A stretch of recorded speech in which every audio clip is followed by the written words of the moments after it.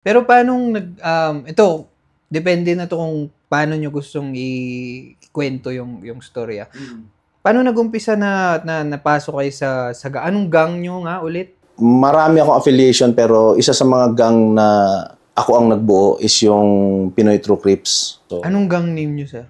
mahaba yung sa akin Notiflow side yung sa akin Haba nga. Oo, so And it is a very interesting topic to tackle today kasi nung last natin na episode with the Northside Terrorists, sila King, may mga comments doon sa comment section na hindi kayo yung nauna, ito yung nauna, ganito yung nauna. And ano ba talaga, paano ba nangyari yung division na yan? May division ba? Ano nangyari?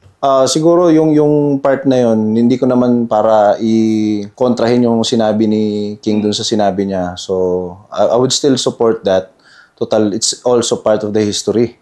Diba? But, para sa akin, nung nagsimula, it's around 93, 94, where nabuo yung pinakaunang African-American gang dito sa Baguio, which is yung Bloods, o yung B-Down Boys. So, sila yung original na blood ng Baguio. And then, meron silang parang naging affiliate lang na tropa-tropa na sumasama sa kanila. His name is Rico.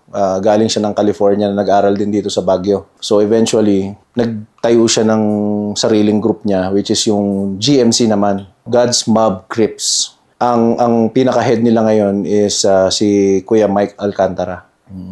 Sila yung original talaga na nagsimula ng Crips sa Baguio.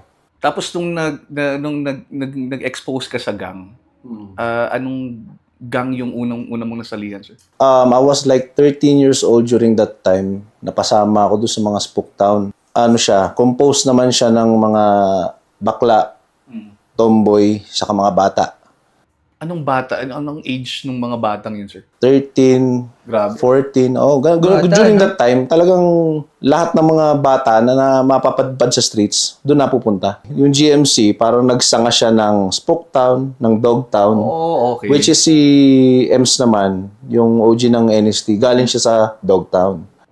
GMC, kung titignan natin, Spook Town, and then Dog Town. Ikaw, sir, nasa Spook Town. Spook Town ka, and then si Emerson, which is yung OG nila, King, NST. Galing Dog Town. Dog Town, and then nagkita kayo. Oo, pero may NST na sila noon. So, nung nagkita kayo nun, sir, meron ng NST, ang PTC, tinatayo mo pa lang. Wala pa.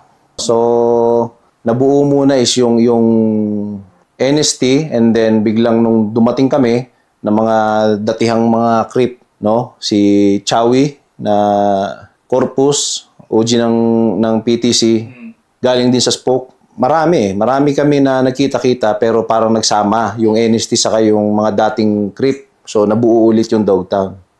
Hanggang sa dumating sa point na I have to make a decision na ihiwalay yung mga tao ko. So, dun na buo ang Oo. Hindi ko naman pwedeng i-adapt yung mga pangalan ng mga nauna. So, I just adapted yung kung sino kami. Kami mga Pilipinong Pilipinong creep. Nung